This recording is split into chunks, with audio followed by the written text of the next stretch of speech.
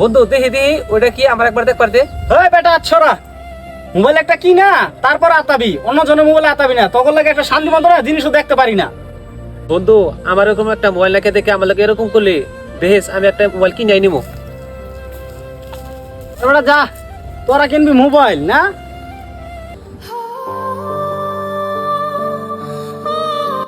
বাবা অনেকদিন ধরে তো বলতাছি আমার একটা মোবাইল কিনে দিন। অনলাইনে একটা মোবাইল পাইছি মাত্র 5,000 টাকা দাম। দেখ বাবা, অনলাইনের মোবাইল ভালো না, এগুলা প্রতারণার একটা ফাঁদ। আমি এত কিছু বুঝি না, তুমি আজকে দিনের ভিতরে টাকা দিবা আমি মোবাইল কিনবো।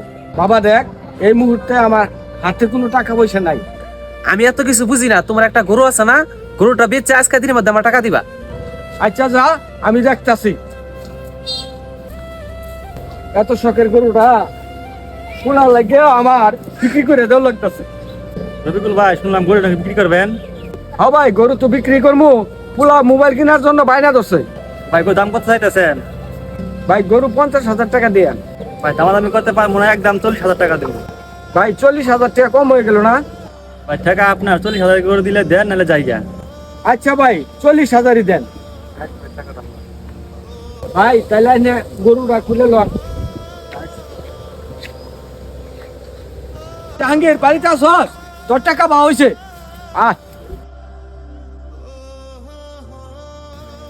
এই যে ল 5,000 টাকা। আপনি ভিতরে যান, আমি মোবাইল নিয়ে গে।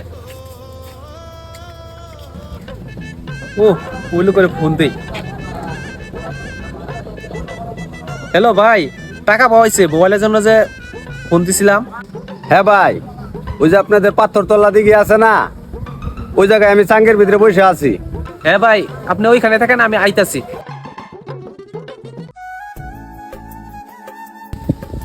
আপনি এই মোবাইলে লেগে আইছেন? ভাই মোবাইলটা দেন আগে দেখি। ভাই মোবাইল দেখার লাগবো না, মোবাইল ভালো আছে। আচ্ছা ভাই, আমার মোবাইল পছন্দ হয়েছে, এই যে টাকা লন।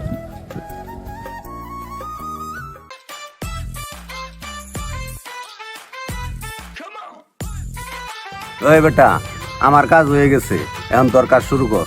কিরে টাকা কত দিছে? 5,000 দিছি। তাহলে তুই থাক, আমার কাজ আমি কইরাই। ভাই ওই দাঁড়ান। জি ভাই, ডাকলেন? ভাই কিছুক্ষণ আগে আপনি একটা মোবাইল কিনলেন না, ওটা চুরের মোবাইল। ওই মোবাইলের নামে থানায় মামলা আছে।